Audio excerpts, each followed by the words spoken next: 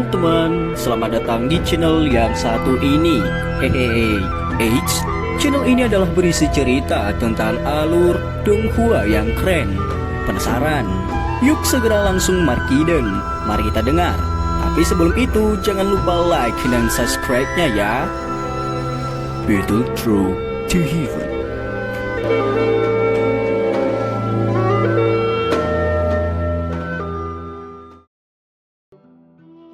Melanjutkan dari cerita sebelumnya, Sukian sepertinya menyadari apa yang dipikirkan Xiaoyan saat dia melihat matanya tiba-tiba menjadi panas membara.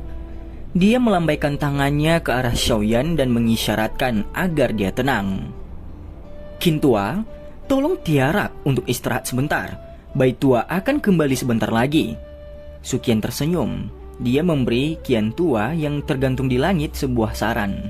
Tatapannya menyapu langit dan para ahli dari lembah api iblis dari sebelumnya juga mengikuti Han Feng melarikan diri. Karena itu langit tampak kosong saat ini. Qin Tua tidak menolak Sukian saat mendengar itu. Dia mengangguk sedikit sebelum melangkah kakinya dengan lembut menekan langit dan perlahan mendarat di tanah. Sukian dan Xiaoyan dan juga yang lainnya mengikuti dari belakang. Para siswa akademi dalam tempat mereka mendarat telah disebarkan oleh para sesepuh. Xiaoli dan yang lainnya yang telah menunggu di samping dengan cepat maju. Mata cemas mereka menyapu Xiaoyan sebelum mereka buru-buru bertanya, "Apakah kamu baik-baik saja?" "Saya baik-baik saja. Kakak kedua, ini adalah Qian Tua dari akademi dalam. Untungnya dia turun tangan sebelumnya, jika tidak, saya akan menciptakan bencana besar." Xiaoyan tersenyum tipis dan menjelaskan semuanya sebelum menunjuk ke Qian Tua di depannya. Xiaoli menyapa Qian Tua. Xiaoli buru-buru menyambutnya setelah mendengar dari Xiaoyan. Kekuatan menakutkan yang ditunjukkan oleh Qian Tua dan Bai Tua sebelumnya juga telah ditangkap oleh matanya. Secara alami dia tidak berani meremehkan Qian Tua. Hahaha. Qian Tua tersenyum saat dia mengangguk. Kekuatan Xiaoli secara alami bukanlah sesuatu yang akan dia perhatikan.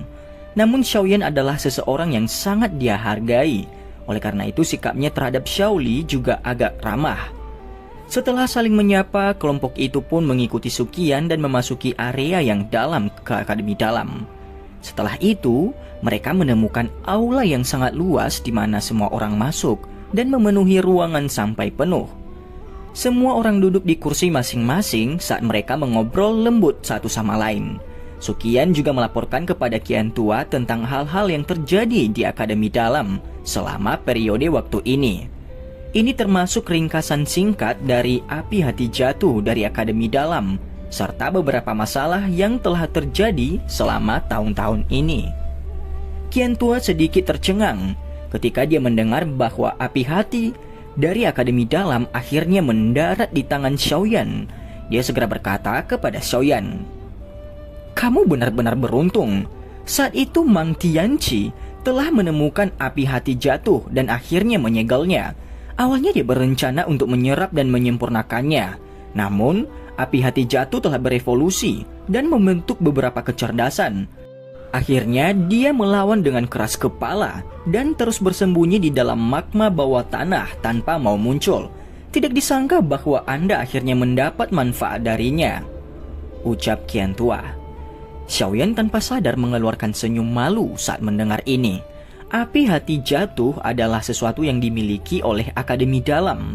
Meskipun ada berbagai alasan yang menyebabkan Xiaoyan akhirnya memilikinya, hatinya masih memiliki semacam perasaan bersalah saat ini disebutkan. Seseorang yang memiliki pertalian akan mendapatkan harta karun yang dimiliki alam. Seseorang tidak bisa mencoba memaksakan keinginannya. Karena itu, Anda tidak perlu merasa bersalah. Api hati jatuh juga merupakan bahaya tersembunyi yang menunggu hingga meletus jika terus disegel. Jika ini dibiarkan meletus sepenuhnya di masa depan, akademi dalam akan hancur sebagai akibatnya.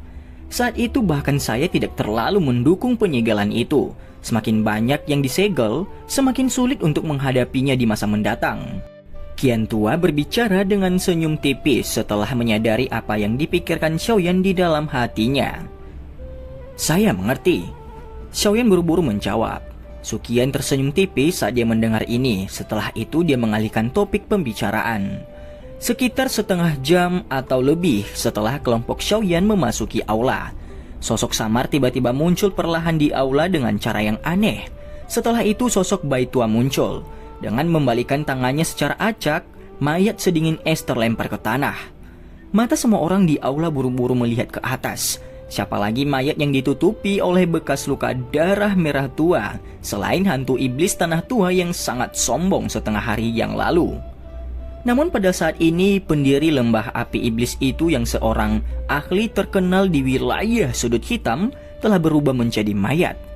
Perubahan ekstrim seperti itu menyebabkan cukup banyak orang menghela nafas dengan tenang. Qian Tua memandangi mayat sedingin es dengan mata tertutup dengan keganasan. Setelah itu dia melirik ke wajah Bai Tua yang dingin dan acuh tak acuh. Dia menghela nafas dan berkata, "Lupakan tentang dendam saat itu. Anda juga telah membatalkan simpul di hati Anda. Peluang Anda masuk ke kelas Douzun juga akan sedikit lebih besar." Bai Tua mengangguk sedikit. Dia diam-diam duduk di kursi di satu sisi. Setelah itu dia menutup matanya. "Masalah hari ini sudah selesai. Bai Tua dan aku akan melanjutkan retret. Kami tidak tahu kapan waktu berikutnya kami akan muncul. Akademi dalam akan diserahkan kepadamu selama periode waktu ini." Qian Tua menoleh dan berbicara dengan Sukian setelah melihat Bai Tua kembali. Sukian mengangguk. Namun, dia perlahan berdiri dan berkata dengan suara yang dalam, "Dua sesepuh, Sukian berharap kalian berdua bisa membantu. Anak kecil ini sayangnya telah diracuni oleh racun yang kuat dan dia membutuhkan seorang elit Douzun untuk benar-benar menghilangkannya. Namun bagaimana mudahnya mencari seorang Douzun yang elit? Bolehkah saya tahu apakah Qian Tua dan Bai Tua dapat bergandengan tangan dan membantunya menghilangkan racun?" Sukian menunjuk ke arah Xiaoyan dan berbicara dengan wajah yang serius. Qian Tua dan Bai Tua diam-diam mengangkat kepala setelah mendengar kata-kata Sukian. Tatapan mereka menyapu Xiaoyan dan kejutan melintas di mata mereka. Ini benar-benar membutuhkan seorang elit Douzun untuk menghilangkannya. Ini adalah pertama kalinya kami berdua melihat racun yang begitu kuat setelah hidup bertahun-tahun. Teman kecil, kemari dan biarkan aku melihatnya, ucap Qian Tua. "Kakak ketiga, kamu diracuni. Mengapa Anda tidak menyebutkan masalah ini kepadaku?" Selain Xiaoyan, ekspresi Xiaoli juga tercengang saat dia berbicara dengan keterkejutan dan ketakutan. "Tenang, tidak apa-apa." Xiaoyan menggelengkan kepalanya tanpa daya. Dia meyakinkan Xiaoli sebelum buru-buru berdiri dan dengan cepat melepaskan jubahnya untuk mengungkapkan titik racun hitam aneh di dadanya yang disegel. Dia tertawa getir. "Benda ini disebut titik racun iblis. Itu dilakukan dengan menggunakan semua dauki dari seorang ahli Douzong dan sangat beracun. Kecuali jika seseorang adalah Douzun, akan sulit untuk mengeluarkannya," tutur Xiaoyan. "Kamu benar-benar dapat menyebabkan seorang elit Douzong menghabiskan semua daukinya untuk meracuni Anda? Orang itu benar-benar memberi wajah teman kecil." Qian Tua menggoda. Setelah itu, matanya mengamati bintik hitam pekat itu. Sesaat kemudian dia sedikit mengernyit dan kesungguhan tambahan muncul di matanya. Dia bertukar pandang dengan Bai Tua di sampingnya. Setelah itu, mereka berdua mengulurkan jari mereka. Dauki yang sangat padat melonjak keluar. Dauki bergejolak dan benar-benar memadat sehingga menjadi kristal energi sepanjang 2,5 inci. Wajah semua orang yang duduk menunjukkan beberapa keterkejutan ketika mereka melihat bahwa mereka berdua benar-benar mampu memperkuat Dauki. Legenda mengatakan bahwa hanya seorang elit Douzun yang dapat memperkuat Dauki mereka. Tidak disangka, kedua orang ini juga bisa melakukannya. Dengan jentikan lembut jari mereka, kristal Dauki lolos dari jari Qian Tua dan Bai Tua sebelum dengan lembut melayang ke titik hitam di dada Xiaoyan. Ketika itu hanya 1 inci atau lebih jauhnya, tiba-tiba meledak, berubah menjadi kristal kecil yang tak terhitung jumlahnya dan melayang dan mendarat di titik hitam itu. Seluruh tubuh Xiaoyan bergetar hebat mengikuti pintu masuk bubuk kristal ini.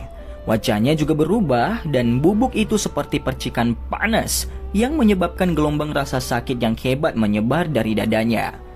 Titik racun berwarna hitam tiba-tiba mulai bergoyang seperti makhluk hidup setelah bubuk kristal Doki jatuh ke atasnya. Bintik hitam itu bergerak naik turun saat kilaunya berkedip dari kegelapan yang pekat. Cahaya bertahan sekitar 2 menit atau lebih sebelum tiba-tiba menghilang. Kabut hitam yang tidak biasa tiba-tiba merembes keluar dari titik racun sebelum akhirnya menggulung dan menyebar.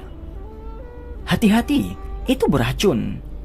Wajah cantik dokter peri kecil berubah sedikit saat dia melihat kabut hitam menyebar.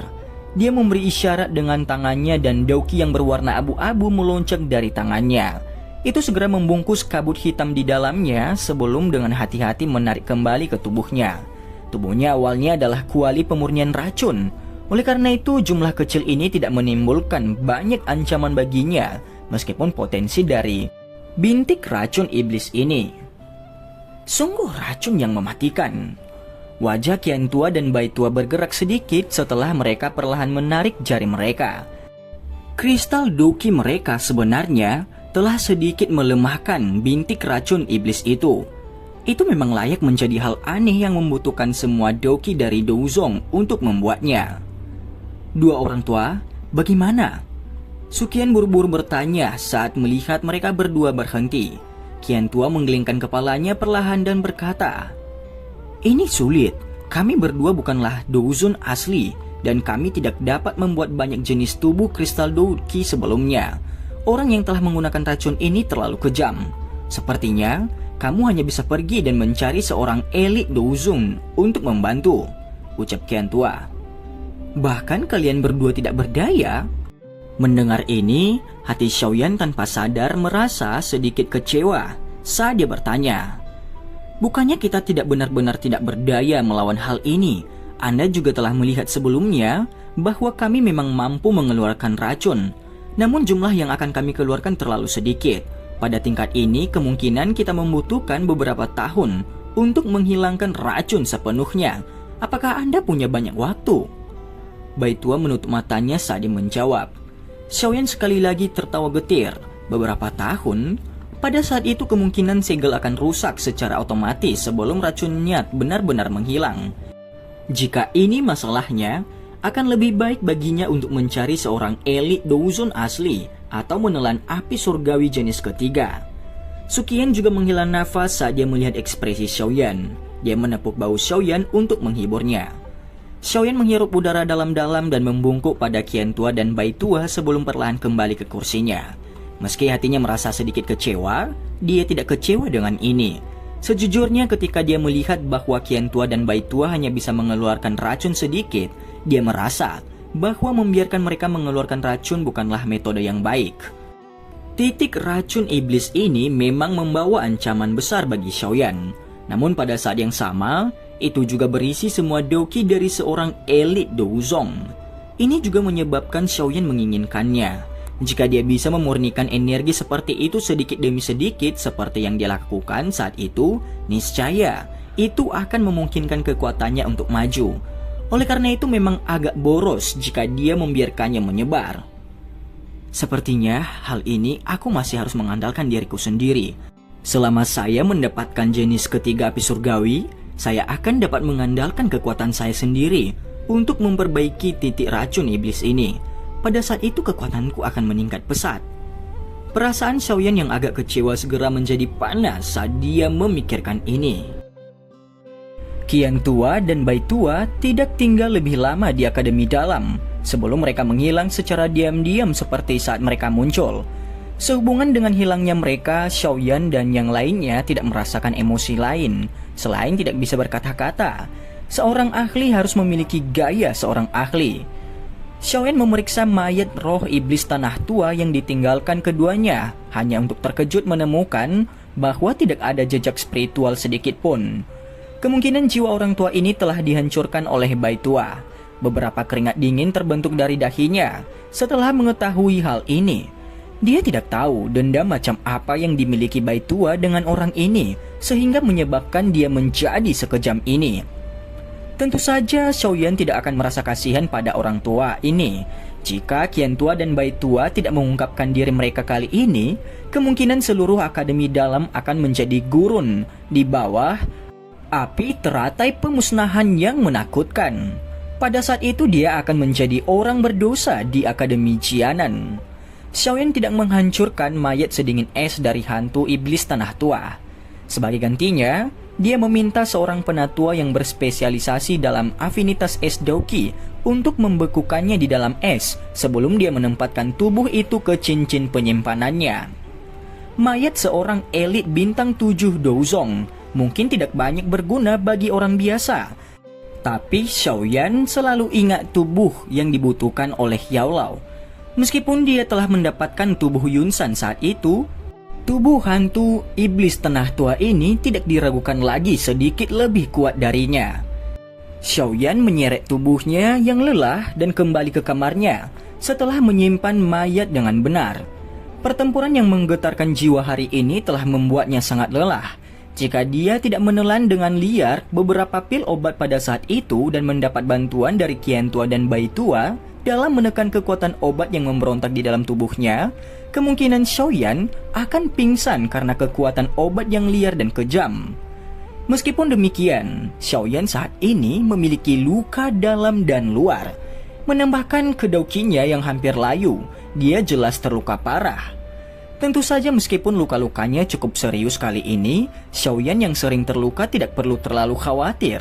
Diberikan waktu yang cukup, cepat atau lambat dia akan pulih. Lagi pula jiwanya jauh lebih kuat dari ahli biasa. Banyak harta karun alam yang dia konsumsi selama beberapa tahun ini belum dikeluarkan dari tubuhnya seperti ekskresi. Xiaoyan tubuh bersila di sebuah ruangan dengan cahaya hangat. Tangannya membentuk segel pelatihan dan matanya sedikit tertutup. Benang-benang energi bertahan di ujung hidungnya. Akhirnya, mereka mengikuti siklus pernapasannya dan memasuki tubuhnya. Pikiran Xiaoyan juga telah tenggelam ke dalam tubuhnya selama pelatihannya. Dia dengan hati-hati menyelidiki tubuhnya dengan itu sebelum sudut mulutnya mengeluarkan senyum pahit. Tanpa diduga, luka yang dideritanya kali ini agak melebihi ekspektasi. Teratai api pemusnahan di masa depan. Pikiran Xiaoyan berangsur-angsur menjadi fokus setelah memahami luka di tubuhnya. Setelah itu, dia mengedarkan mantra api dan sekali lagi menggerakkan beberapa kekuatan obat yang muncul dari mengonsumsi sejumlah besar pil obat. Glass Lotus Core Flame kemudian dipanggil dan memulai penyempurnaannya. Kekuatan obat yang dihasilkan dari obat semacam itu mungkin dapat mencapai efek suplemen jika sesekali dikonsumsi dengan jumlah yang kecil. Namun jika seseorang menggunakan cara yang mirip dengan bagaimana Xiaoyan menelannya, seseorang akan menyebabkan kekuatan obat ini menjadi sangat liar dan kejam karena campurannya. Oleh karena itu, tidak hanya sulit untuk menyembuhkan luka seseorang, tetapi juga akan memperburuk luka dalam tubuh. Oleh karena itu, semua obat campuran ini harus dimurnikan sebelum dia menyembuhkan luka-lukanya. Mengingat kemampuan Glaze Lotus Heart Flame, secara alami tidak terlalu merepotkan untuk memperbaiki kekuatan obat ini. Dia tidak melakukannya pada siang hari karena dia tidak bisa menyisihkan perhatiannya. Sekarang setelah dia bebas, penyempurnaan tidak akan menghabiskan terlalu banyak waktu. Pemurnian berlanjut selama sekitar setengah jam atau lebih sebelum benang kekuatan obat liar dan keras yang bercampur di dalam tubuhnya benar-benar dimurnikan oleh Glaze Lotus Heart Flame. Akhirnya mereka berubah menjadi kekuatan obat yang murni dan lembut yang mengikuti pembuluh darah saat mereka mengalir perlahan, menyembuhkan beberapa luka yang diterima pembuluh darahnya. Di tempat tidur, Xiaoyan dengan lembut menghembuskan nafas saat dia merasakan rasa sakit yang samar di dalam tubuhnya secara bertahap menghilang. Luka-lukanya membutuhkan waktu untuk pulih. Saat ini, Daoqi di tubuhnya sedang defisit dan dia perlu berlatih untuk mengisinya. Jika kondisi kosong seperti itu dipertahankan terlalu lama, itu akan meninggalkan kerusakan permanen pada kekuatannya. Setelah itu, tangan Xiaoyan sekali lagi menampilkan segel pelatihan saat dia secara bertahap menutup matanya. Nafasnya menjadi tenang dan ruang di sekitar tubuhnya sedikit berfluktuasi. Segera rangkaian energi alam yang kuat mengikuti pori-pori di sekitar tubuhnya, sebelum mengalir ke dalam tanpa henti. Setelah penyempurnaan dengan Glaze Lotus Half Flame, energi berubah menjadi Douki yang paling murni saat bergabung dengan anggota tubuh Xiaoyan. Pelatihan ini berlangsung sekitar 4 jam atau lebih. Ketika Xiaoyan sekali lagi membuka matanya, perasaan lelah dan kosong di dalam tubuhnya benar-benar dikeluarkan. Tepat ketika Xiaoyan hendak menarik diri dari kondisi pelatihannya, perasaan aneh tiba-tiba melonjak di dalam hatinya.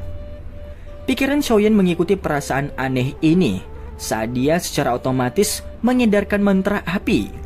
Dengan sirkulasi yang tepat dari mantra api, energi alami di dalam ruangan segera mulai berfluktuasi secara kuat. Segera banyak energi kuat melonjak menuju Xiaoyan dari segala arah. Xiaoyan kaget saat melihat pemandangan aneh ini. Sukacita yang sulit untuk ditahan segera melonjak ke dalam hatinya. Dia saat ini bukan lagi seseorang pemula yang tidak tahu apa-apa. Situasi seperti itu adalah sesuatu yang hanya akan muncul ketika seseorang akan maju. Sudah beberapa waktu sejak Xiaoyan mendapatkan kekuatan bintang 4 Do Huang. Tentu saja, dia bisa saja maju beberapa waktu yang lalu selama periode waktu ini. Namun dia tidak memilih metode mengandalkan item lain untuk maju dengan cepat. Dia memahami dengan jelas di dalam hatinya bahwa peningkatan stabil 1 bintang pada waktu ini adalah yang paling stabil. Stabilitas seperti itu akan menjadi fondasi yang kokoh ketika dia maju ke level yang lebih tinggi di masa depan. Xiaoyan mungkin telah melepaskan banyak metode yang lebih cepat, tetapi setelah pertempuran besar yang menggetarkan jiwa hari ini, waktunya sudah matang. Kegembiraan dan kepuasan dalam maju tanpa dirangsang oleh benda-benda eksternal memenuhi tubuhnya. Sel yang tak terhitung jumlahnya di dalam dirinya juga memancarkan sorak-sorai saat ini. Otot dan tulang awalnya penuh mulai dengan rakus menyerap Douki di dalam tubuhnya. Sementara pembuluh darahnya yang keras juga mengambil waktu yang tepat untuk menjadi lebih keras. Semakin banyak energi alami dituangkan ke dalam tubuh Xiaoyan, Xiaoyan tidak menolak energi alam yang berbintik-bintik. Glaze Lotus Heart Flame seperti naga api pemurnian yang bertahan di dalam tubuhnya. Setiap energi yang masuk akan segera dibungkus oleh nyala api. Setelah menjalani pemurnian pada suhu yang sangat tinggi, kotoran dalam energi alam dihilangkan dan mengubahnya menjadi energi murni yang mengikuti metode Ki mantra api untuk menyelesaikan satu siklus penuh. Akhirnya itu diaglomerasi menjadi Douki yang paling murni, yang diserap oleh sel, tulang otot, dan organ lain yang tak terhitung jumlahnya. Riak di dalam ruangan berlanjut selama sekitar 2 jam atau lebih sebelum berangsur-angsur berkurang. Ruangan itu sekali lagi kembali ke keheningan setelah benang terakhir dari energi alam dituangkan ke dalam tubuh Xiaoyan. Seorang pria muda di tempat tidur menutup matanya dengan rapat. Matanya tidak naik atau turun sedikit pun, dan nafas dari hidungnya hampir tak terdengar. Jika tubuhnya masih belum memancarkan panas, kemungkinan ada orang yang akan memperlakukannya sebagai mayat. Keheningan ini berlanjut sesaat sebelum nafas keruh dari mulut pemuda itu akhirnya pecah. Matanya bergerak sedikit saat perlahan terbuka. Cahaya menyilaukan bersinar di dalam mata hitam gelap yang seperti malam itu. Di bawah cahaya ini, bahkan cahaya di ruangan itu tampak agak gelap. Cahaya di mata Xiaoyan berlanjut beberapa saat lagi sebelum benar-benar ditarik. Tangan Xiaoyan dengan lembut menekan tempat tidur dan tubuhnya dengan lincah melompat darinya. Xiaoyan merentangkan tangannya dan mereka sedikit gemetar. Tulang-tulang di sekujur tubuhnya tampak hidup saat mereka menekan dan meremas bersama. Itu memancarkan gelombang suara yang jernih. Suara-suara kecil itu bahkan membawa jejak gemuruh menggelegar yang dalam, yang cukup misterius. Tangan Xiaoyan tiba-tiba menegang saat dia merasakan perasaan yang diisi ulang di dalam tubuhnya. Tinjunya dengan cepat menyerang. Saat tinjunya muncul, suara siulan dari udara yang robek berulang kali bergema di dalam ruangan. Dengan kekuatan saat ini, teknik tinju biasa sederhana digunakan dengan cara yang kuat olehnya. Xiaoyan menyesuaikan sedikit sebelum perlahan berhenti. Dia merentangkan kedua tangannya dan merasakan tubuhnya dipenuhi dengan Douki. Dia tanpa sadar tersenyum. Kemajuan ini tidak hanya menyebabkan kekuatannya meningkat, tetapi luka di dalam tubuhnya sebagian besar telah sembuh. ini agak melebihi harapan Xiaoyan. Awalnya, lukanya sangat banyak. Dia setidaknya perlu memulihkan diri selama sebulan penuh agar bisa sembuh total. Tidak terduga bahwa dia lebih dari setengah pulih setelah kemajuan ini. Keuntungan tak terduga ini telah menyebabkan Xiaoyan merasa sangat gembira. Xiaoyan perlahan memfokuskan pikirannya. Matanya berkedip sedikit saat dia melebarkan mulutnya. Segera sekelompok api coklat keabu-abuan perlahan menghilang. Xiaoyan mengamati kumpulan api coklat keabu-abuan yang disebut api transformasi kehidupan. Namun dia menjadi agak ragu-ragu saat melakukannya. Dia secara alami tahu bahwa jika dia memperbaikinya pada saat ini, kekuatannya pasti akan sedikit maju. Namun jika dia melakukan ini, dia akan kehilangan kartu truf untuk melindungi hidupnya. Dia akan melakukan perjalanan ke tempat yang mengumpulkan ahli puncak dari seluruh benua, dataran tengah. Gagal memiliki keterampilan yang cukup kuat untuk melindungi hidupnya di tempat yang penuh dengan bahaya akan menjadi hal yang cukup merepotkan. Kalau begitu, haruskah dia memperbaikinya sekarang? Atau haruskah dia membiarkannya untuk digunakan di masa depan? Untuk sesaat, Xiaoyan mau tidak mau menghadapi ketidakpastian. Dan cerita pun bersambung. Terima kasih telah mendengarkan Mimin sampai akhir ya. Dan jangan lupa nantikan cerita selanjutnya.